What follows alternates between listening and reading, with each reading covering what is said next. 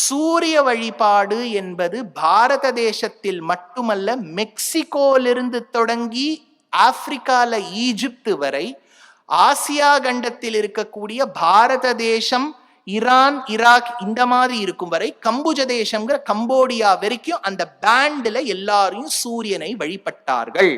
சூரியனை வழிபட்டதற்கு அத்தாட்சி இருக்கின்றதா? மெக்சிகோல இன்னைக்கும் நீங்க பார்த்தேன்னா சூரியனுக்குரிய அந்த பிரமிட்ஸ் எல்லாம் இருக்கு.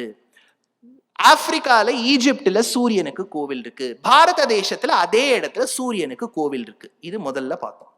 ரெண்டாவது என்ன சொன்னேன்? இந்த சூரியனை நாம் வழிபடும் போது சூரிய தேவதையாய் அவருக்கு சாரதி அருணன்னு பேர். அருணன்னா ரெட் கலர்னு அர்த்தம். அதனால்தான் சூரியோதயம் ஆவதற்கு முன்பு நம்ம அருணோதயம்னு சொல்றோம். ரெட் கலரா இருக்கும் ஸ்கை.